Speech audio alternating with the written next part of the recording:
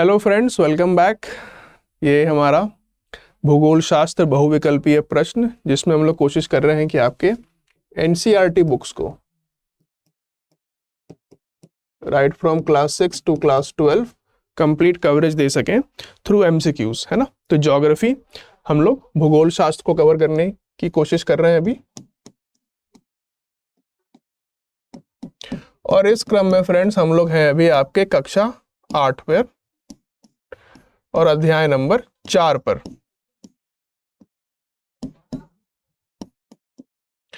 तो फ्रेंड्स आज का टॉपिक है एग्रीकल्चर यानी कि कृषि। तो आइए फिर हम लोग शुरुआत करते हैं अपने एमसीक्यूज की। आई होप कि आप सब लोगों ने चैप्टर को पढ़ लिया है और उसके बाद इस वीडियो को देख रहे हैं। अगर नहीं पढ़ा है तो प्लीज़ इस चैप्टर को ज़रूर पढ़िएगा, बिकॉज फ्रेंड्स इस चैप्टर में ना कई सारे ऐसे ऑब्जेक्टिव फैक्ट्स हैं, कई सारे ऐसे कॉन्सेप्ट्स और फैक्ट्स हैं जो कि नॉर्मली हम लोग टेकन फॉर ग्रांटेड लेते हैं कि हमें तो पता ही है एग्रीकल्चर में क्या होता है। भाई राइस कहाँ होता है, व्हीट कहाँ होता है, कॉटन कहाँ होता है, किस तरह का सॉइल चाहिए होता है, और एग्रीकल्चर में इंडिया कितनी पॉपुलेशन लगी हुई है वगैरह वगैरह पता है, तो एमसीक्यू तो हो ही जाएंगे। ऐसा नहीं है। मैं आपको दिखाऊंगा फ्रेंड्स, इसमें जो क्वेश्चंस फ्रेम किए हम लोगों ने, यू विल सी कि वो क्वेश्चंस को सॉल्व करने के लिए really need to have a good knowledge of this chapter. अगर आपने इस चैप्टर को नहीं पढ़ा है तो मैं आपसे फिर से रिक्वेस्ट करता हूं, प्लीज स्टॉप कर लीजिए इस वीडियो को और पहले इस चैप्टर को पढ़िए, इसके नोट्स बना लीजिए और उसके बाद फिर इसके एमसीक्यूज को अटेम्प्ट कीजिएगा। जिन लोगों ने कर लिया है वो आगे आइए, हम लोग चलते हैं, सॉल्यूशन करते हैं अपने एमसीक्यूज का। तो पहला सवाल है फ्रेंड्स कि विभिन्न प्रकार के आर्थिक गतिविधियों के संदर्भ में निम्नलिखित कथनों के ऊपर विचार कीजिए। पहला, माध्यमिक गतिविधि में प्राकृतिक संसाधनों का निष्कर्षण और उत्पादन शामिल है। दूसरा, प्रसंस्करण प्राथमिक गतिविधियों के अंतर्गत आता है। तीसरा, तृतीय गतिविधि सेवाओं के माध्यम से अन्य गतिविधियों को सहायता प्रदान करता है। ठीक है, अब देखिए थर्ड ऑप्शन बिल्कुल करेक्ट है कि टर्शियरी सेक्टर जो होता है it provide support to other activities through services. ठीक है, बट पहले और दूसरे स्टेटमेंट को आप देखिए friends. Secondary activity includes extraction and production of natural resources. No, rather it is your primary activity. It is your primary activity which provides extraction and production of natural resources. Processing comes under primary activity. No, it comes under secondary activities. तो सवाल कह रहा है कौन कौन से correct हैं, तो 1 2 करेक्ट नहीं है, 3 only will be your answer. Option number B will be your answer. ठीक है फ्रेंड्स, अब आपके सामने स्टेटमेंट्स है, उनका मैंने फैक्ट आपको बता दिया। बस एक छोटा सा और एनसीईआरटी बुक से लिया हुआ एक स्क्रीनशॉट है कि एग्रीकल्चर वर्ड कहां से डिराइव होता है। तो एक लैटिन वर्ड है एगर या एग्री विच मीन्स सॉइल, और कल्चर का मतलब होता है कल्टीवेशन। ठीक है, वहीं से आपका वर्ड आता है एग्रीकल्चर। आपको पता होना चाहिए कि लैटिन वर्ड है। अगले सवाल के ऊपर आए फ्रेंड्स, निम्नलिखित युग्मों के ऊपर विचार करें। आर्थिक गतिविधियां एवं उनके उदाहरण। प्राथमिक गतिविधि निर्माण, माध्यमिक गतिविधियां कृषि, तृतीय गतिविधियां बैंकिंग। बोल रहा है कौन सा करेक्टली मैच्ड है। ऑफ कोर्स हम लोगों ने यहाँ पे इसको इंटरचेंज कर दिया है, तो 1 तो होगा नहीं, 2 होगा नहीं, होगा क्या आपका केवल 3, ऑप्शन नंबर सी। अभी तक तो आपको बहुत आसान लग रहा होगा ये, बस 2 ही क्वेश्चन तो हुए। अभी और आगे आते हैं, फिर आपको देखने को मिलेगा कि हाँ इस चैप्टर में वाकई में कुछ ऐसे ऑब्जेक्टिव फैक्ट्स जो कि आपको अगर नहीं पता है तो आप टिक नहीं कर सकते फिर सही आंसर को। एनीवेज आंसर हो जाएगा आपका ऑप्शन नंबर सी। और आपके सामने फ्रेंड्स यहाँ पे मैंने कुछ एग्जांपल्स रखे हैं, आप इन एग्जांपल्स को देखिए। लाइक प्राइमरी एक्टिविटी में आता है आपका एग्रीकल्चर, फिशिंग एंड गैदरिंग। बहुत सारे लोग इसमें कंफ्यूज हो जाते हैं कि सर फिशिंग को हम प्राइमरी में रखें या सेकेंडरी में रखें।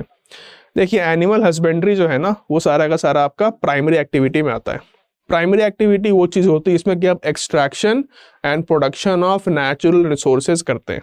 ठीक है, सेकेंडरी में आता है आपका मैन्युफैक्चरिंग। अब वो स्टील हो, क्लोथ हो, कुछ भी हो, जिसमें भी आप प्रोसेसिंग का काम करते हैं, मतलब कि नेचुरली अवेलेबल रॉ मटेरियल्स को अगर आपने प्रोसेस करके फर्दर यूजेबल फॉर्म में कन्वर्ट किया, it is called as secondary activity. Tertiary activity में आता है आपका सिर्फ और सिर्फ सर्विसेज।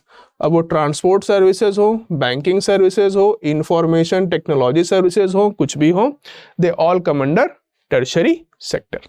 ठीक है, नेक्स्ट आइए फ्रेंड्स, कृषि गतिविधि के संदर्भ में निम्नलिखित में से कौन सा कथन सही नहीं है? ध्यान दीजिएगा, नॉट करेक्ट बोला जा रहा है।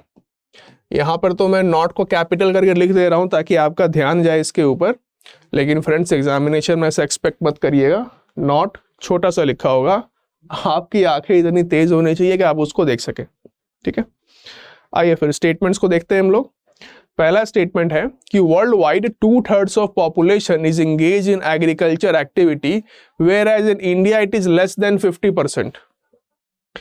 इंटरचेंज कर रखा हम लोगों ने, एक्चुअली इंडिया में आपका 2/3 पॉपुलेशन इंगेज है एग्रीकल्चर में, slightly even more than that, है ना। ये फिगर 66 से 70% के बीच में वैरी करता रहा है हमेशा। नेक्स्ट स्टेटमेंट देखिए, soil topography has no influence on agriculture activity. ऐसा कभी हो सकता है क्या? नो। ये स्टेटमेंट भी आपका बिल्कुल गलत है, because soil topography has got a very huge impact on agriculture activity. जैसे कि फॉर एग्जांपल अगर आप ब्लैक सॉइल को ले लें, उसका यूज आप कर सकते हैं शुगर केन और कॉटन की खेती के लिए। अगर आप एलुवियल सॉइल को लें जो उत्तर प्रदेश, हरियाणा, पंजाब और बिहार में मिलता है, आप उसका यूज करेंगे for rice, for wheat and all. ठीक है, तो डिपेंड करता है ना फ्रेंड्स किस तरह का सॉइल है। तीसरा देखें, arable land is land on which crops are grown. हाँ, ये स्टेटमेंट सही है आपका, लेकिन कह रहा है नॉट करेक्ट बताएं, तो आंसर क्या हो जाएगा आपका 1 and 2। Option number D will be your right answer. ठीक है फ्रेंड्स, अब देखिए, in world 50% of persons are engaged in agricultural activity. World में 50% है, जबकि इंडिया में 66% है, अबाउट 2/3। एग्जैक्ट नंबर 70% भी था कभी, अभी थोड़ा कम होना शुरू हो गया है। तो इंडिया के लेबर फोर्स में आप देख सकते हैं कि about 66% of people are working in agriculture sector. बाकी दोनों स्टेटमेंट सिंपल है, आप उसको जानते हैं।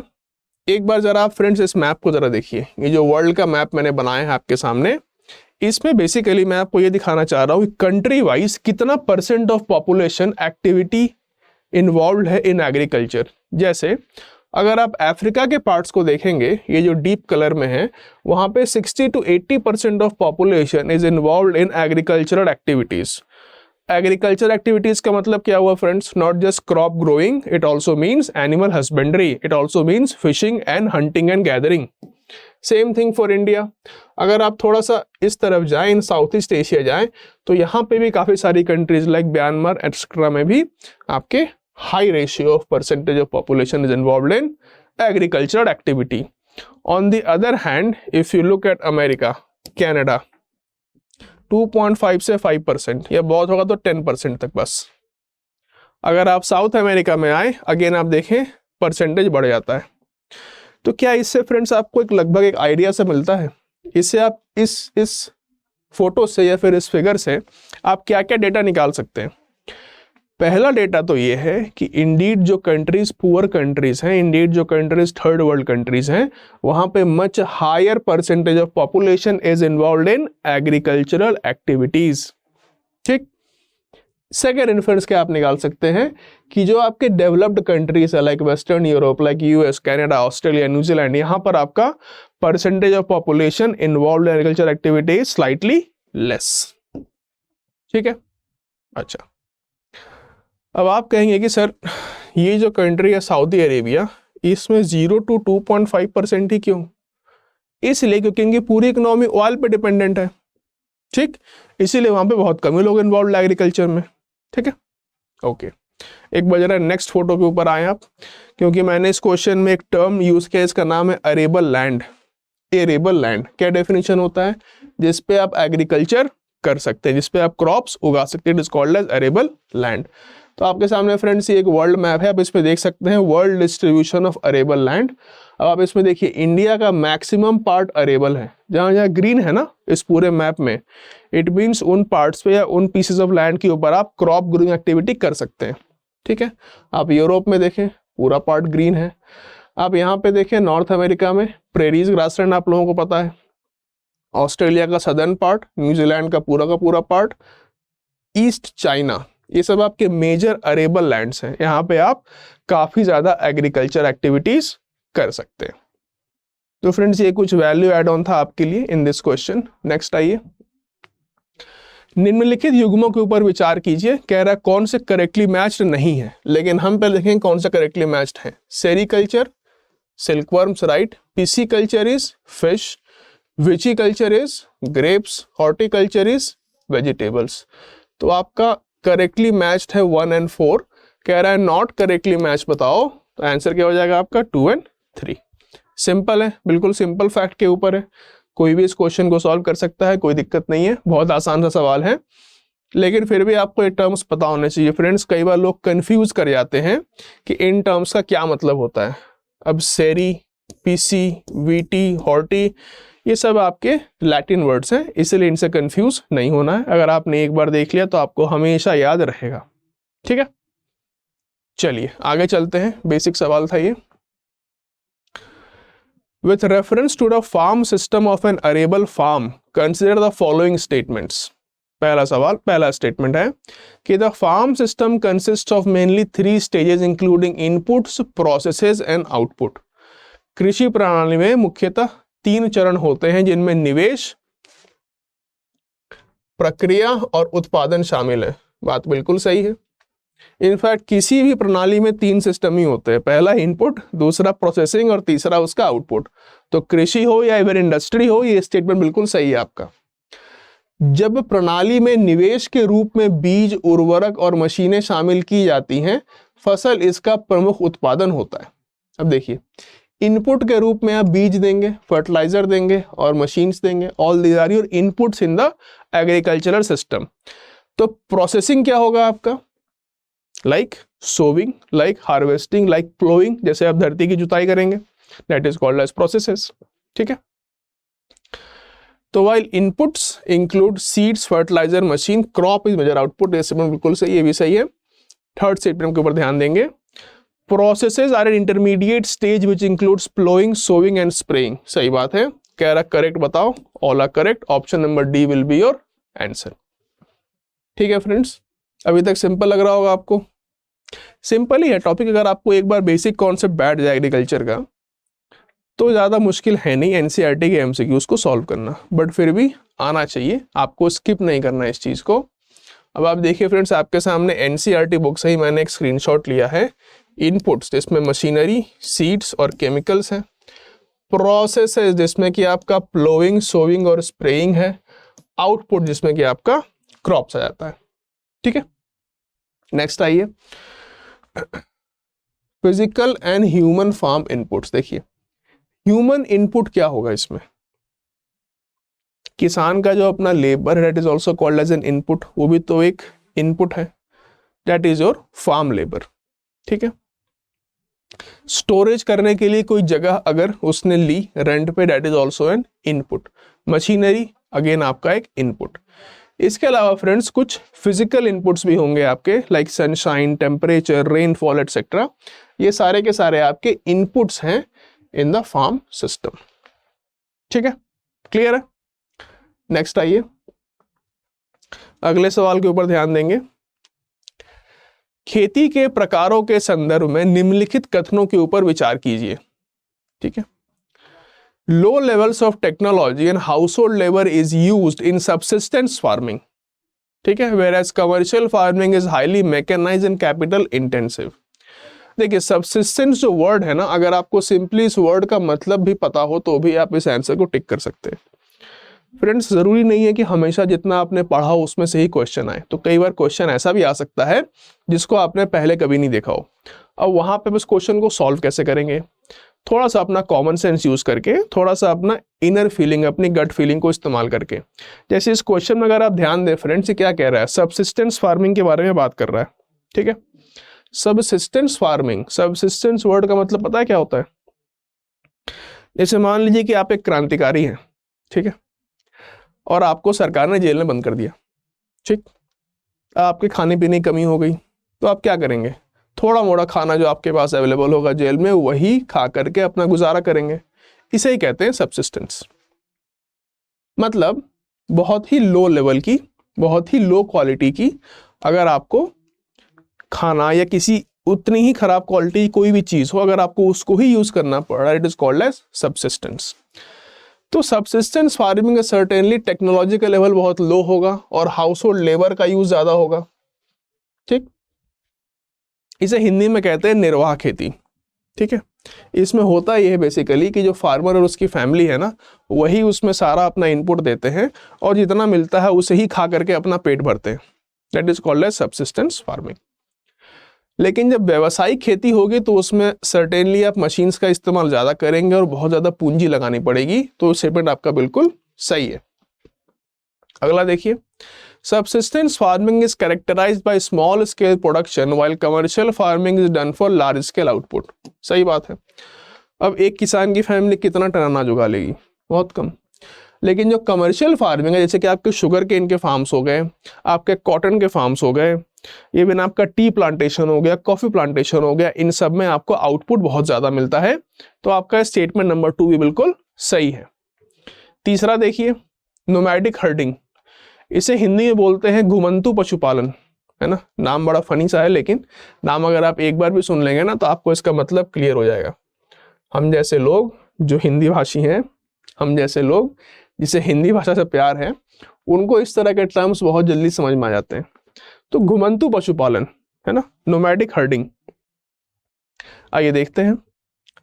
Nomadic herding and shifting cultivation are examples of commercial farming, whereas subsistence farming includes commercial grains and plantation agriculture. No, यहाँ पे हम लोगों ने बिल्कुल इसको इंटरचेंज कर दिया है। Commercial farming will include commercial grains farming and plantation agriculture. Subsistence farming will include nomadic herding and shifting cultivation. ठीक है। अगला ये जैविक खेती। जैविक खेती में किसी रासायनिक खाद का प्रयोग नहीं किया जाता है, सही बात है, लेकिन फसलों को उपज बढ़ाने के लिए आनुवांशिक संशोधन किया जा सकता है। नहीं, यहां तक तो ठीक था स्टेटमेंट, बट ये पार्ट गलत हो गया, बिकॉज ऑर्गेनिक फार्मिंग में तो आप जेनेटिक मॉडिफिकेशन कभी नहीं करेंगे। ऑर्गेनिक फार्मिंग का मतलब सिंपल ये होता है फ्रेंड्स कि जैसा आपको नेचर ने दिया है, नेचुरल प्रोडक्ट्स और नेचुरल प्रोसेसेस का इस्तेमाल करके ही आप एग्रीकल्चर करेंगे। तो उसमें जेनेटिक मॉडिफिकेशन का तो कोई सवाल ही नहीं उठता।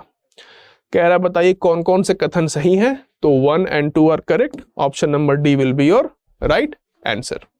ठीक है फ्रेंड्स, आपको यहाँ पे ध्यान रखना है कि सबसिस्टेंस फार्मिंग का मतलब क्या होता है और जेनेटिक मॉडिफिकेशन ऑर्गेनिक फार्मिंग में कभी नहीं हो सकता। ठीक है friends, option number D is your correct. Only 1 and 2 are correct, बाकी दोनों बिल्कुल गलत है। सिंपल है, डेफिनेशंस अगर आपको पता हो आप इसको आराम से टिक कर सकते हैं। ठीक है, आइए फिर आगे चलते हैं फ्रेंड्स हम लोग। अगला सवाल है आपका शिफ्टिंग कल्टीवेशन। स्थानांतरित कृषि के विभिन्न नामों के संदर्भ में निम्नलिखित युग्मों के ऊपर विचार करें। झूमिंग नॉर्थ ईस्ट इंडिया, सही बात है। नॉर्थ ईस्ट इंडिया में स्लैश एंड बर्न एग्रीकल्चर या फिर शिफ्ट एग्रीकल्चर का लोकल नाम होता है झूम कल्टीवेशन। ठीक, milpa in Brazil, no, milpa होता है आपका मैक्सिको में, यह नाम होता है। देखिए प्रोसेस तो वही है, काम तो वही है, सिर्फ नाम का अंतर है। रोका ये होता है आपका ब्राजील में, तो 2 और 3 आपका रॉन्ग है। लडांग इन सिंगापुर, नहीं, लडांग आपका मलेशिया इंडोनेशिया वाले रीजन में बोला जाता है, ये भी आपका गलत है। तो कह रहा करेक्टली मैच कौन सा हुआ आपका? तो ओनली 1 इज करेक्टली मैच्ड। ठीक है friends, only 1 is correctly matched. Option number B will be your right answer. अब फ्रेंड्स यहाँ पे मैंने ज्यादा वैल्यू एड ऑन नहीं किया है, क्यों? क्योंकि इसके पहले कुछ क्लासेस में मैंने आपको स्लैश एंड बर्न एग्रीकल्चर के अलग अलग नाम जो अलग अलग एरियाज में है ऑलरेडी उसका वर्ल्ड मैप दिखा रखा है, तो आप लोग वहां से इसको रेफर कर सकते हैं। ठीक है, आइए नेक्स्ट सवाल के ऊपर आते हैं। अगला सवाल है आपका, कुछ स्टेटमेंट दिया हुआ, कहा जा रहा है बताओ इसका नाम क्या है, किस चीज का डेफिनेशन है। आइए देखते हैं, हिंदी में पढ़ते हैं इस क्वेश्चन को। यह सहारा, मध्य एशिया और भारत के कुछ भागों जैसे राजस्थान और जम्मू और कश्मीर के अर्ध शुष्क और शुष्क क्षेत्रों में प्रचलित है। इस प्रकार के कृषि में चरवाहे अपने पशुओं के साथ चारे और पानी के लिए निर्धारित मार्गों पर एक स्थान से दूसरे स्थान पर जाते हैं। इस प्रकार की गतिविधि जलवायु बाधाओं और भूभाग की प्रतिक्रिया में उत्पन्न होती है। निम्नलिखित में से ये कौन सी कृषि का तकनीक है? अब देखिए, ये कह रहा है कि एक तो आप एरिड और सेमी एरिड रीजन्स में प्रैक्टिस करते हैं, ठीक, herdsman move from place to place. अब जैसे ही सवाल आ गया हर्ड्समैन का तो एक ही ऑप्शन बचा आपका, नोमैडिक हर्डिंग, खाना बदोश पशुपालन, और कोई ऑप्शन बचा ही नहीं। ठीक है, वैसे ये डेफिनेशन नोमैडिक हर्डिंग की ही होती है फ्रेंड्स, जिसमें कि आपका मूवमेंट होता है लोगों का from one area to another area because of certain weather factors also. ठीक है, sheep, camel, yak and goats are most commonly reared animals. ठीक है, इनसे क्या आउटपुट निकलता है? इनसे आउटपुट निकलता है आपको मीट, वुल, मिल्क एटसेट्रा, हाइड्स, ये सब आउटपुट आपको मिलता है। अब फ्रेंड्स आपके पास एक इंडिया का लाइव स्टॉक फार्मिंग का एक मैप दिया है मैंने, आप इसमें देख सकते हैं किस एनिमल की रियरिंग किस एरिया में ज्यादा होती है। जैसे अगर आप कैमल्स के बारे में बात करें तो of course Rajasthan, Gujarat, parts of Madhya Pradesh and all में रियरिंग इसकी होती है। ठीक है, क्लियर है। अगर आप याक्स की बात करें, व्हाट अबाउट याक्स, तो याक देखें अरुणाचल प्रदेश, सिक्किम, जम्मू, हिमाचल, उत्तराखंड। ठीक है, अब फ्रेंड्स ये मैंने मैप आपको क्यों दिखाया है? इस मैप को दिखाने के पीछे का पर्पस सिर्फ एक ही है कि आप इस मैप के थ्रू कुछ प्रोमिनेंट सेंटर्स को आइडेंटिफाई करें जहां पर कि किसी पर्टिकुलर एनिमल की रियरिंग होती है। जैसे अगर आपसे कोई पूछ दे कि बताओ पिग्स की रियरिंग सबसे ज्यादा कहां पर होती है, तो आप मैप देखकर बता सकते हैं कि सर उड़ीसा में काफी ज्यादा होती है। ठीक है, आपको आइडिया होना चाहिए friends, it's all about getting some perspective. आपको ये सब कुछ याद नहीं रखना है, बट फिर भी आपको कुछ कुछ चीजें तो इसमें याद रखनी पड़ेंगी। तो ये मैप आपके पास ऑलरेडी पीपीटी या पीडीएफ अवेलेबल हो जाएगा थ्रू दिस प्लेटफॉर्म। आप इस मैप को अपने नोट्स में ऐड कर लें और इसको देखें 2-3 बार, आपको ऑटोमेटिक याद हो जाएगा। अगर मान लीजिए आपको मुश्किल होती है याद करने में मैप को, तो आपको एक छोटा सा ट्रिक बताता हूँ फ्रेंड्स। मेरे साथ भी कई बार मुश्किल होता था मैप को याद करना। जैसे मान लीजिए मैप है, live stock map of India, याद करो, ऐसे कैसे याद कर लेंगे? सबसे पहले आप क्या करो, आपका जो भी होम स्टेट है इसमें विदाउट एनी प्रेजुडिस, जो भी आपका होम स्टेट है, जम्मू कश्मीर हो, तमिलनाडु हो, बिहार हो, गुजरात, राजस्थान, कुछ भी हो, आप सबसे पहले अपने होम स्टेट को देखो। First of all you look at your home state. ठीक है, आप सबसे पहले अपने होम स्टेट का डेटा याद करो, उसके बाद अपने होम स्टेट के आसपास से कुछ स्टेट्स का डेटा याद करो। उसके बाद आप हमेशा इंडिया के north most, south most, eastern most, western most का डेटा याद रखो। इतना ही काफी है आपके लिए। अगर इतना भी अगर आपने डेटा या फैक्ट्स एंड फिगर या जो पर्सपेक्टिव अगर उसको याद कर लिया, इतना बहुत है आपके लिए। लेट अस से कि आपका होम स्टेट है मध्य प्रदेश, तो आपको याद होना चाहिए राजस्थान, यूपी, छत्तीसगढ़ और महाराष्ट्र, इतना ही बहुत है। उसके अलावा 4 जो कोने हैं इंडिया के, बहुत है इतना। ठीक है फ्रेंड्स, आइए फिर आगे चलते हैं। निम्नलिखित कथनों के ऊपर विचार कीजिए। मिश्रित खेती में खाद्य फसलें और पशुधन एक साथ उगाए जाते हैं, जबकि वृक्षारोपण इसका नहीं होगा हिंदी में, एक्चुअली प्लांटेशन एग्रीकल्चर है। प्लांटेशन एग्रीकल्चर में एक ही फसल उगाई जाती है। ठीक है, mainly practiced in tropical regions whereas major plantations are found in temperate regions of the world। ठीक है, ये कह रहा है कि tea, coffee and paddy are examples of plantation crop. देखिए टी कॉफी तो है, पैडी तो नहीं है। Paddy is not an example of plantation crop. ठीक है, अब बाकी दोनों स्टेटमेंट्स को देखिए friends. In mixed farming food crops and livestock are grown simultaneously whereas in plantation single crop is grown। whereas in plantation single crop is grown। Second statement बोल रहा है कि mixed farming is mainly practice in tropical regions whereas major plantations are found in temperate regions of the world. देखिए पहला statement आपका बिल्कुल correct है, second आपका रॉन्ग है। Answer will be 2 and 3, option number C will be your answer. देखिए mixed farming, मिश्रित खेती, ये क्या होता है? अगर कोई फार्मर सिर्फ क्रॉप उगाने के बजाय एक तरफ क्रॉप भी उगाए और कुछ पशुपालन भी करे, उसे कहते हैं मिक्स्ड फार्मिंग। क्यों? क्योंकि मिक्स्ड फार्मिंग में आपका क्रॉप प्लस एनिमल्स, इन दोनों को ही लेना पड़ता है। क्रॉप प्लस एनिमल्स दोनों को अगर साथ लेकर चलेंगे, it is called as mixed farming. जैसे कई लोग करते भी हैं, एक तरफ धान उगा रहे हैं या गेहूं उगा रहे हैं, दूसरी तरफ गाय या बकरी पाल भी रहे हैं, it is called as mixed farming. और आपके लिए इंपॉर्टेंट ये है जानना फ्रेंड्स कि मिक्स्ड फार्मिंग को सरकार ही प्रमोट करती है। क्यों? क्योंकि इससे एडेड इनकम होता है और फार्मर्स के पास एक इनकम सिक्योरिटी का भी लेयर बन जाता है। कैसे? मान लीजिए अगर आप सिर्फ क्रॉप उगा रहे होते हैं और नेचुरल डिजास्टर हो गया, आपके सारे पैसे डूब गए, अब आप सरकार के ऊपर लायबिलिटी बन जाएंगे या सरकार को आपको पैसे देकर बचाना पड़ेगा।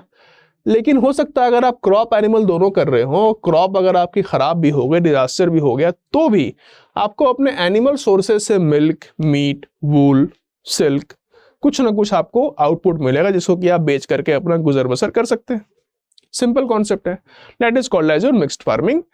प्लांटेशन जो होता है उसमें एक ही क्रॉप को बहुत बड़े स्केल पे उगाया जाता है। जैसे गन्ने की खेती जब होती है तो आप देखेंगे कोई भी गन्ना खेत का मालिक होगा ना, उसके पास एकड़ों एकड़ जमीन होगी, उसमें सिर्फ गन्ना ही उगा रहा होगा।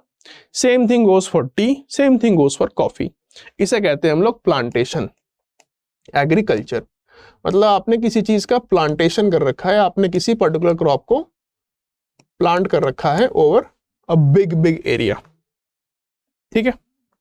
और ये होता है प्योरली कमर्शियल मोटिव के साथ। मेजर प्लांटेशंस कहां कहां मिलते हैं? देखिए मैंने भी जस्ट आपको बताया था शुगर केन के बारे में। आपको पता है शुगर केन का सबसे ज्यादा प्लांटेशन कहां पे है? Certainly India is one of the top most countries, but Brazil में भी काफी है, ठीक। अब आप ध्यान दीजिए कि सवाल का ऑप्शन क्या था।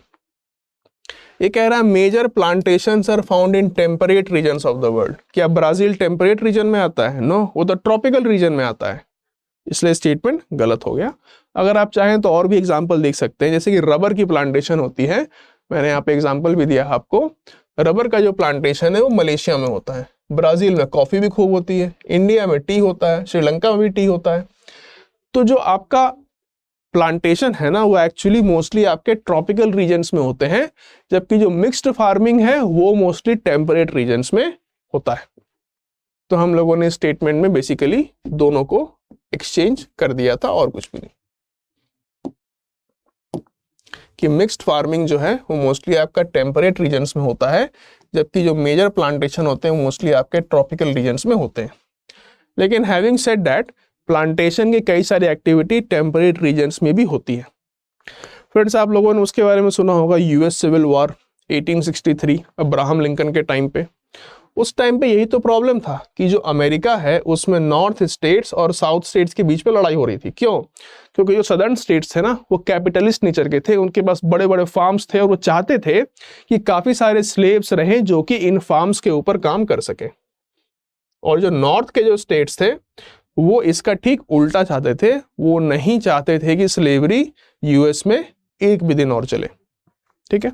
तो यूएस में जो सदर्न एरिया है थोड़ा ट्रॉपिकल साइड में ही, लेकिन है वो बेसिकली टेम्परेट रीजन, उसमें भी ढेर सारे प्लांटेशंस होते थे, आज भी होते हैं। जैसे क्यूबा का अगर आप एग्जांपल ले लें, क्यूबा में भी आपका शुगर के प्लांटेशन बहुत सारे होते हैं। आइए फ्रेंड्स अगले सवाल के ऊपर चलते हैं। अगला सवाल है आपका, गेहूं, चावल, मक्का और कॉफी के उपयुक्त जलवायु परिस्थितियों के संदर्भ में निम्नलिखित में से कौन सा ऐसे कथन सही है? ध्यान दीजिएगा, ये पूछ रहा है कौन से स्टेटमेंट आपके करेक्ट है, ठीक है। अब देखिए फ्रेंड्स, ये जो क्वेश्चन आपके सामने 4 स्टेटमेंट दिए हुए हैं, एक राइस के बारे में है, एक व्हीट के बारे में है, एक है आपका मेज के बारे में और एक है आपका कॉफी के बारे में। अब फ्रेंड्स अगर आपको ये चीज एग्जैक्टली नहीं पता है, लेट अस से कि आपको ये चीज एग्जैक्टली नहीं पता है कि किस क्रॉप को ग्रो करने के लिए किस तरह के सिचुएशंस की आवश्यकता पड़ती है, अब आप क्या करेंगे इस क्वेश्चन को? मान लीजिए आपको फिर भी अगर टिक करना है इस क्वेश्चन को, तो कैसे अप्रोच करेंगे? देखिए फ्रेंड्स, हम सबके ना माइंड की अपनी एक लिमिटेशन होती है, मेमोरी की अपनी एक लिमिटेशन होती है। मेमोरी में आप कितनी चीजें स्टोर कर सकते हैं वो तो आपके ऊपर है, लेकिन कितना रिप्रोड्यूस कर सकते हैं वो बहुत क्रिटिकल चीज है। इस क्वेश्चन में कुछ फैक्ट्स लिखे हैं और आपको ये सारे फैक्ट्स को ध्यान से देखना पड़ेगा, ठीक है। मान लीजिए अगर आपको सारे फैक्ट्स नहीं पता है तो आप ध्यान से देखिए, इलिमिनेट करने की कोशिश करिए। जैसे देखिए पहला स्टेटमेंट देखते हैं, rice needs high temperature, high humidity and high rainfall. Rice needs high temperature, high humidity and high rainfall. अब मान लीजिए आपको पता नहीं, जरा सोचिए, कभी आपने धान के खेत तो कहीं देखा किसी फिल्म वगैरह में भी, या कभी गाँव गए हो, कभी आपने देखा धान के खेत को, उसमें हमेशा पानी जमा रहता है। That is because it needs high rainfall. High rainfall means high humidity. Rice ज्यादातर किन एरियाज में होता है?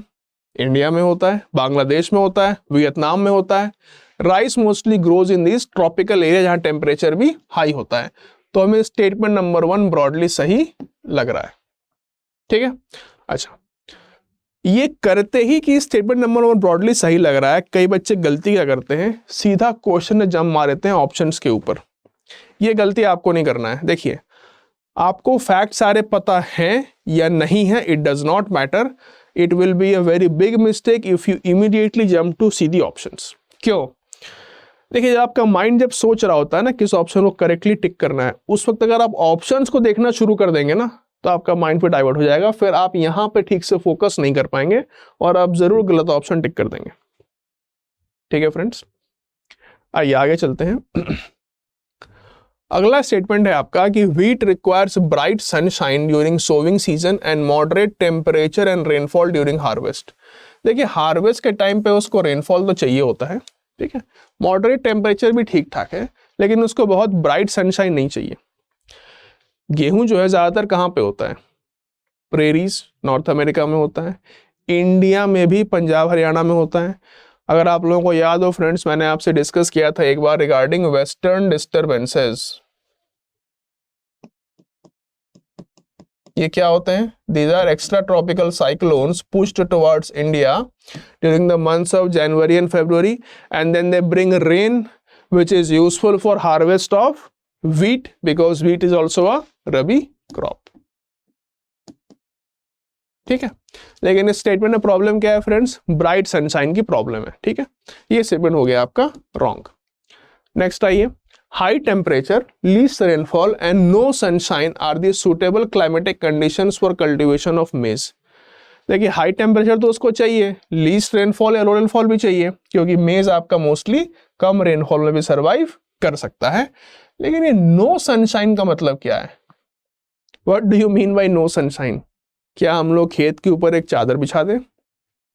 नहीं ना, तो ये नो सनशाइन जो है ये गलत है, इसीलिए आपका ये पूरा स्टेटमेंट रॉन्ग हो गया। अगला देखिए, coffee requires warm and wet climate and well drained loamy soil for its cultivation. ये बात बिल्कुल सही है। क्यों? अगर आप ध्यान दें, कॉफी कहाँ पे होता है इंडिया में? कर्नाटका में होता है। वहाँ का टेम्परेचर कैसा है? वार्मर है, ठीक, और वेट है। क्यों? क्योंकि वहाँ पे हाई रेनफॉल एरिया जो होते हैं उनमें ही कॉफी को उगा सकते हैं आप लोग, और जहाँ पे हाई रेनफॉल होता है ना, वहाँ का जो लोमी सॉइल अपने आप वेल ड्रेन्ड हो जाता है। अगर बारिश अच्छे से होगी तो सॉइल में ड्रेनेज अच्छा होगा, उसे कहते हैं हम लोग वेल ड्रेन्ड लोमी सॉइल। उन्हीं एरियाज में आपका कॉफी ग्रो कर सकता है। तो कह रहा है, बताइए करेक्ट क्या है? करेक्ट हो जाएगा आपका 1 और 4। Statement number D will be your right answer. ठीक है फ्रेंड्स, अच्छा आइए अब हम लोग यहाँ पे देखते हैं कि आपका जो ओवरऑल डिस्ट्रीब्यूशन है वो कैसा है। जैसे अगर मैं बात करूं राइस प्रोडक्शन के बारे में, तो नंबर 1 है इसमें चाइना, नंबर 2 है इसमें इंडोनेशिया। ये बात कर रहे हैं साल 2018 के बारे में। बाकी जो कंट्रीज आप उनको देख सकते हो, और आप देखिए कि राइस का जो प्रोडक्शन है वो मोस्टली ट्रॉपिकल एरियाज में ही होता है। ठीक है, नेक्स्ट आइए अगर आप friends, if you look at wheat, wheat कहां पे होता है? गेहूं की खेती, टेम्परेट एरियाज। ठीक है, चाइना टेम्परेट एरियाज। तो गेहूं की खेती मोस्टली टेम्परेट एरियाज में होती है। गेहूं को फ्रेंड्स ग्रोविंग सीजन के टाइम पे चाहिए होता है मॉडरेट टेम्परेचर एंड रेनफॉल, और उसको चाहिए होता है bright sunshine at the time of harvest. It needs bright sunshine at the time of harvest. हमने स्टेटमेंट में इन दोनों चीजों को इंटरचेंज कर दिया था। ठीक, नेक्स्ट आइए friends, if you look at मेज, जिसको हम लोग कॉर्न भी बोलते हैं, इसकी खेती में बहुत आगे निकल चुका है आपका United states of America. USA में काफी ज्यादा खेती होती है मेज की। ठीक, चाइना में भी होती है, इंडिया भी है, यूरोपियन यूनियन और ब्राजील में भी काफी ज्यादा खेती होती है मेज या फिर कॉर्न की, मक्का। ठीक है, नेक्स्ट आइए, कॉफी, ब्राजील इज नंबर 1, इसमें कोई डाउट नहीं है। नंबर 2 पे आपका कोलंबिया है। इसके अलावा जो मेजर कंट्रीज है उसमें इंडिया भी आता है, इंडोनेशिया भी आता है, वियतनाम भी आता है। ठीक है, मैं आपको ये मैप इसलिए दिखा रहा हूँ फ्रेंड्स बिकॉज मैं चाहता हूँ कि आप लोग एक बार लैटिट्यूडनल एक्सटेंट देखें। जैसे राइस होता है आपका मोस्टली ट्रॉपिकल एरियाज में, व्हीट होता है आपका मोस्टली टेम्परेट एरियाज में, ठीक है। मेज भी जो है आपका मोस्टली आप कह सकते हैं कि सर टेम्परेट एरियाज में भी ज़्यादातर होता है। और जो कॉफ़ी है इसको लैटिट्यूड से ना जोड़ के आप देखिएगा, इसको एल्टीट्यूड से जोड़ के अगर आप देखेंगे कि ऑन हिली एरियाज जहां पर कि वेट एंड वार्म क्लाइमेट होता है वहां पे कॉफी का अच्छा खासा प्रोडक्शन होता है। नेक्स्ट आ जाइए friends, major crop and suitable soil, rice on hill slopes. नहीं, राइस को हिल स्लोप पे आप नहीं उगा सकते हैं। राइस के लिए आपको चाहिए होता है एलुवियल क्लेई सॉइल। कॉफी को उगा सकते हैं आप हिल स्लोप्स के ऊपर, ठीक है। Wheat well drain loamy soil, ठीक है, चलेगा उसको। मेज वेल ड्रेन फर्टाइल सॉइल, इसको बिल्कुल चलेगा, कोई दिक्कत नहीं है। कह रहा कौन कौन से करेक्टली मैच्ड हैं, तो option number B is your correct answer, 2 और 3 आर करेक्टली मैच्ड, ठीक है। इस क्वेश्चन में फ्रेंड्स इस क्वेश्चन में जो आपका व्हीट और मेज वाला ऑप्शन है वो ब्रॉडली सही है, लेकिन राइस और कॉफी वाले ऑप्शंस बिल्कुल ही गलत है। आप राइस को हिल स्लोप्स पे कैसे उगाएंगे? राइस को चाहिए होता है हाई टेम्परेचर, हिल स्लोप पे मिलेगा उसको लो टेम्परेचर। राइस को चाहिए होता है वाटर लॉगिंग, अब हिल पे वाटर लॉगिंग कैसे होगी, है ना। कॉफी को हिल स्लोप से बिल्कुल उगा सकते हैं, जैसे कर्नाटका वगैरह में हम लोग कॉफी उगाते हैं at hill slopes on well drained loamy soil with warm and wet climate, ठीक है। आइए आगे चलते हैं फ्रेंड्स, हम लोग अगले सवाल के ऊपर चले। निम्नलिखित कथनों के ऊपर विचार कीजिए। भारत विश्व में चावल का सबसे बड़ा उत्पादक देश है, जबकि चीन, जिसके बाद चीन का स्थान आता है। नहीं, अभी हमने जस्ट देखा था फ्रेंड्स, चाइना ही लार्जेस्ट प्रोड्यूसर है। ब्राजील कॉफी का प्रमुख उत्पादक है और इसके उत्पादन में भारत का तीसरा स्थान है।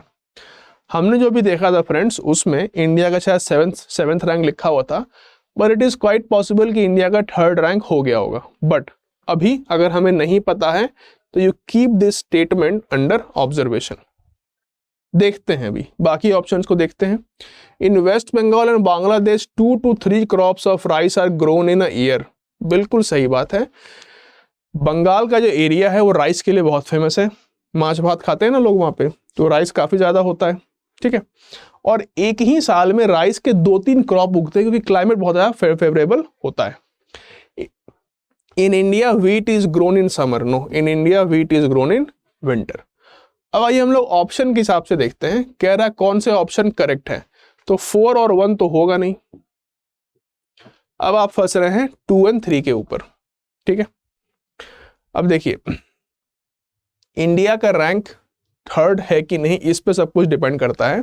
अब आज की डेट में इसका क्या रैंक है मुझे भी एग्जैक्टली याद नहीं है, लेकिन इतना मुझे पता है कि Brazil is the leading producer of coffee, तो मैं इस स्टेटमेंट को ट्रू मान के ही चलूंगा।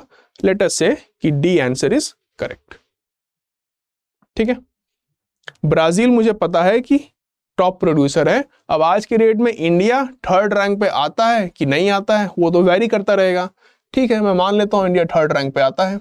अगर आप उस फोटो को देखें फ्रेंड्स, वो फोटो कब की है,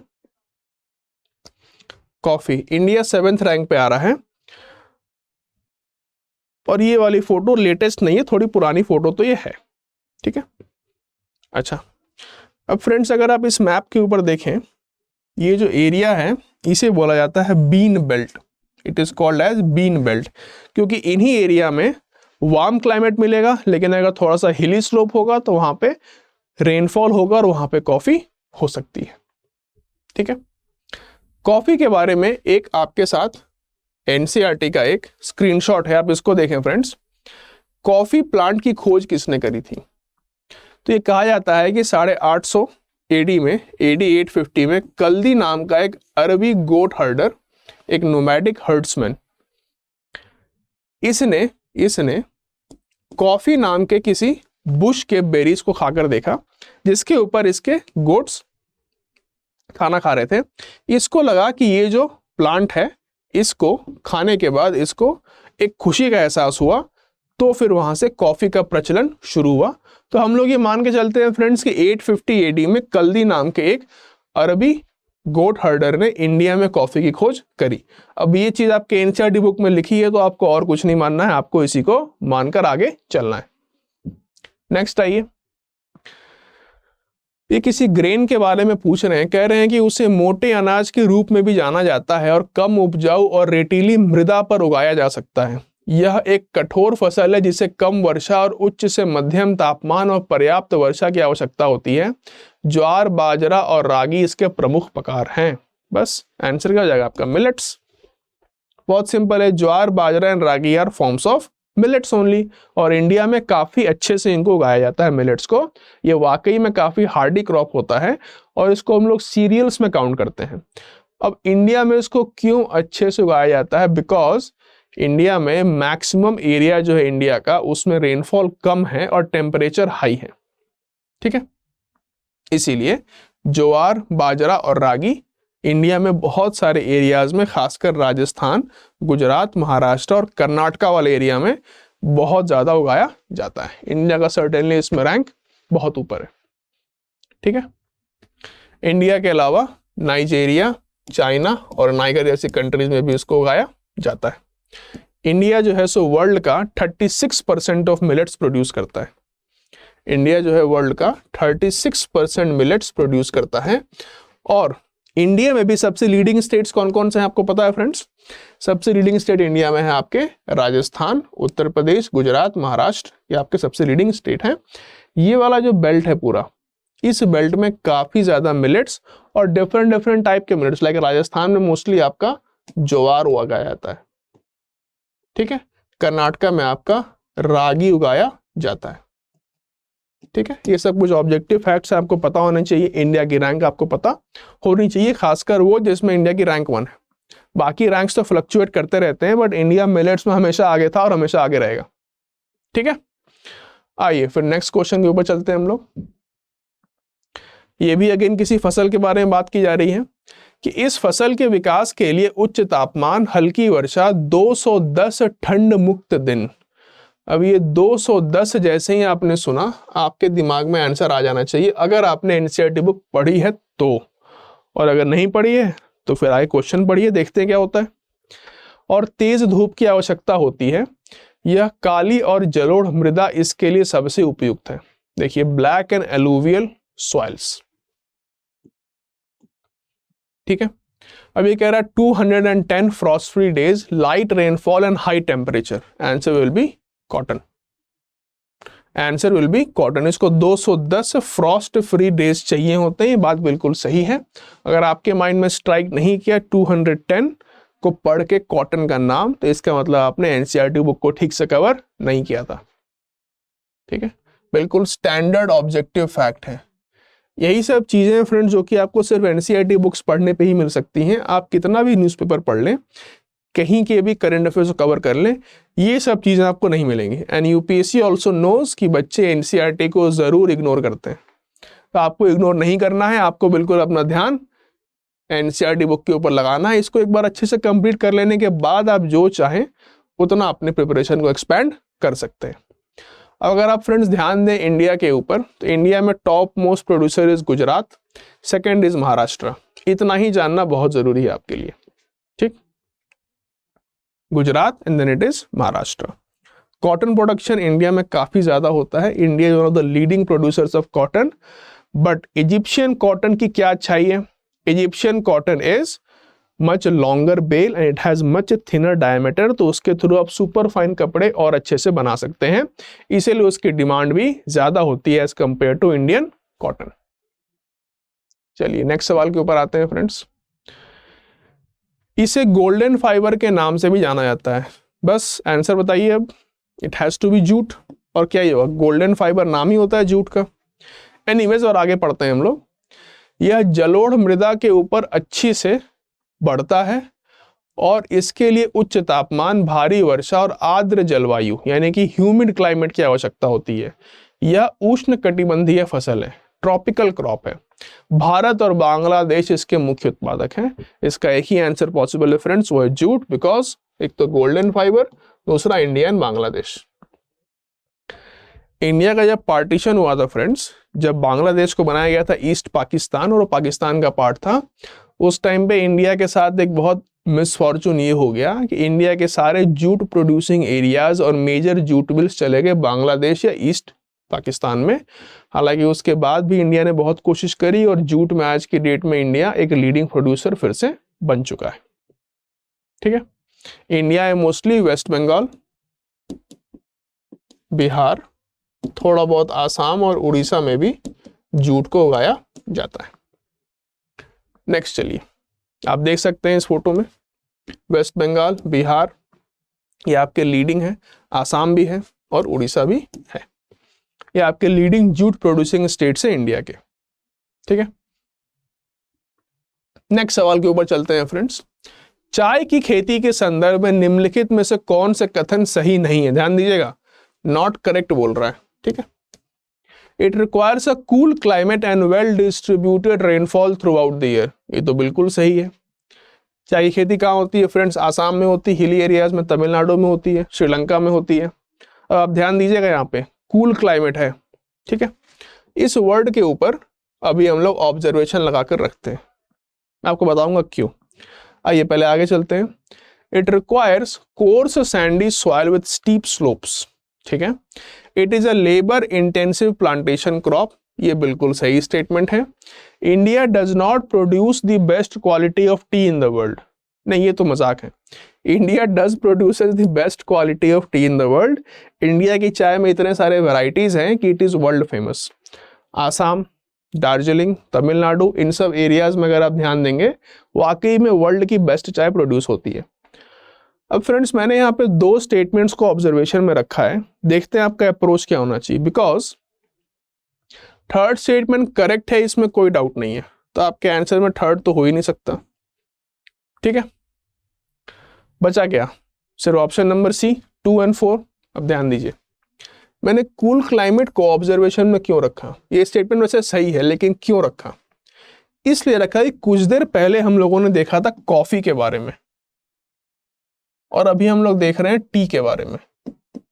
अब यहाँ पे बच्चों को कई बार कंफ्यूजन हो जाता है कि सर कॉफी और टी दोनों को सेम तरह कंडीशन नहीं चाहिए, दोनों तो पेयजल ही तो है, तो इसको ठंडा चाहिए, इसको गर्म चाहिए, ऐसा क्यों सर? ऐसा है, इसमें क्या कर सकते हैं? टी को कूल क्लाइमेट चाहिए with well distributed rainfall through out the year, coffee को वार्म एंड वेट क्लाइमेट चाहिए। अब दोनों ही आपके ड्रिंक्स है, तो इसमें हम क्या कर सकते हैं? उनकी रिक्वायरमेंट्स डिफरेंट है, इसीलिए मैंने कूल क्लाइमेट को ऑब्जर्वेशन में रखा था। चाय को वाकई में कूल क्लाइमेट चाहिए होता है। ठीक है, अच्छा, it requires course land Sandy soil with steep slopes. नहीं, कोर्स नहीं चाहिए होता, इसको चाहिए होता है fine and well drained soil. इसको अच्छा खासा रेनफॉल चाहिए होता है और इसको फाइन सॉइल चाहिए होता है, नॉट कोर्स। ठीक है, तो सेकेंड स्टेटमेंट आपका रॉन्ग हो जाता, hence the answer will be option number C, that is 2 and 4। ठीक है, अब इंडिया में कहां कहां पे चाय होती है? आसाम नंबर 1, वेस्ट बंगाल है, तमिलनाडु भी है, इसमें आप जानते हैं ऊटी नाम की एक जगह है, world's best tea come from Ooty. ठीक है, केरला एंड कर्नाटका ऑल्सो। ठीक है, यहाँ पे कंफ्यूजन होती है फ्रेंड्स सिर्फ और सिर्फ इस चीज में कि कॉफी को वार्म एंड वेट चाहिए, टी को फिर कूल क्यों चाहिए होता है? उनकी अपनी अलग अलग रिक्वायरमेंट्स है, इसमें हम क्या कर सकते हैं? लेकिन कंफ्यूजन कई बार होता है। इंडिया के अलावा वर्ल्ड में Kenya, China and Sri Lanka are also one of the leading tea producers in the world. खासकर श्रीलंका के चाय के साथ इंडिया के चाय कंपटीशन बहुत ज्यादा होती है। ठीक है, आइए नेक्स्ट सवाल के ऊपर आते हैं फ्रेंड्स। कृषि विकास के संदर्भ में निम्नलिखित में से कौन सा या से कथन सही है, करेक्ट है? बताइए। बढ़ती जनसंख्या की बढ़ती मांगों को पूरा करने के लिए कृषि विकास आवश्यक है, सही बात है। यह कृषि के मशीनीकरण, फसल क्षेत्र में वृद्धि, उर्वरकों के उपयोग और अधिक उपज देने वाली बीजों की विविधता से प्राप्त किया जा सकता है, सही बात है। अब और कैसे डेवलप करेंगे एग्रीकल्चर को? तो कह रहा है बताइए करेक्ट क्या है? तो दोनों के दोनों ही आपके करेक्ट है, option number D is your right answer. Simple है, आगे आइए। कौन सा करेक्ट नहीं है? ध्यान दीजिएगा, ये सवाल है कौन सा करेक्ट नहीं है। The ultimate aim of agricultural development is to increase food security, बिल्कुल सही बात है। अगर एग्रीकल्चर को आप डेवलप कर रहे हैं तो क्यों डेवलप कर रहे हैं? ताकि हर पर्सन को प्रॉपर उसका न्यूट्रिशन रिक्वायरमेंट पूरी हो, उसकी फूड सिक्योरिटी अवेलेबल करा सके हम। Next, developing countries with large populations usually practice commercial farming whereas developed countries practice intensive agriculture. No, हमने यहाँ पे इंटरचेंज कर दिया है। Developing countries will go with intensive, commercial farming will go to developed nations. तो कह रहा है करेक्ट आंसर को चूज करें, लेकिन नॉट करेक्ट ऑप्शन पूछ रहा था। Answer will be 2 only, option number B will be your answer. देखिए जो डेवलप्ड कंट्रीज है ना फ्रेंड, वहाँ पॉपुलेशन बहुत ज़्यादा होती है, ठीक है, तो वहाँ पे वो कमर्शियल फार्मिंग नहीं कर सकते, ठीक है। कमर्शियल फार्मिंग जो है वो आपके डेवलप्ड कंट्रीज में ही हो सकती है। डेवलपिंग कंट्रीज में पॉपुलेशन बहुत ज़्यादा है, इसलिए वो इंटेंसिव एग्रीकल्चर करते हैं। What do you mean bye intensive agriculture? It means कि हर फार्मर के पास बहुत छोटी सी लैंड है और उसी लैंड पे वो मैक्सिमम क्रॉप्स उगाने की कोशिश करता है, ठीक है। जो डेवलप्ड कंट्रीज वहाँ पॉपुलेशन कम है, इसीलिए वहाँ पे कमर्शियल फार्मिंग हो सकती है, क्योंकि वहाँ पे लैंड की अवेलेबिलिटी बहुत ज़्यादा है, पर पर्सन लैंड बहुत ज़्यादा अवेलेबल है। ठीक है friends, so with this we come to the end of class 8 chapter number 4 कृषि एग्रीकल्चर। अब फ्रेंड्स मैंने इस क्लास की शुरुआत में ही आपसे बोला था कि इस चैप्टर को पढ़ लेने के बाद एमसीक्यूज करिएगा। आई होप कि आप लोगों ने इसे कॉम्प्लाई किया है। इस चैप्टर में फ्रेंड्स आपको मेजरली कंफ्यूजन कहाँ पे होगा? आपको कंफ्यूजन वहां पे होगा जहां पर ही किसी एक पर्टिकुलर क्रॉप के लिए क्या क्लाइमेटिक कंडीशंस रिक्वायर्ड हैं, उसके ऊपर अगर सवाल आ जाएगा तो। अब देखिए फ्रेंड्स, हर एक की अपनी मेमोरी की लिमिट होती है, ये बात बिल्कुल सत्य है। तो आपको इस बारे में एक काम ये करना है कि अगर आप चाहें तो आप एक टेबल बना लें। मैंने भी यही काम किया था। If you wish you can make a table. Table में you write serial number, name of the crop and climatic conditions. फिर आप लिखिए rice, high temperature, high humidity, high waterfall या सॉरी हाई रेनफॉल। फिर आप लिखें cotton, 210 frost free days and so on, maize, wheat, millets वगैरह, इन सबके बारे में आप एक शॉर्ट नोट बना सकते हैं। ये चीज अपने शॉर्ट नोट में जरूर ऐड करिएगा और इसी चीज को आप रिवाइज करिएगा फॉर दिस चैप्टर। इसके अलावा इस चैप्टर में और ऐसा कुछ भी नहीं जिसको कि आपको बहुत ज्यादा सोचना पड़े या आपको ज्यादा याद रखना पड़े। इससे आपका काम हो जाएगा। तो ठीक है फ्रेंड्स, समाप्त करते हैं आज की क्लास को। नेक्स्ट क्लास में मिलेंगे तो हम लोग 8.5 यानी क्लास 8 चैप्टर नंबर 5 को डिस्कस करेंगे। Till then thank you and all the best.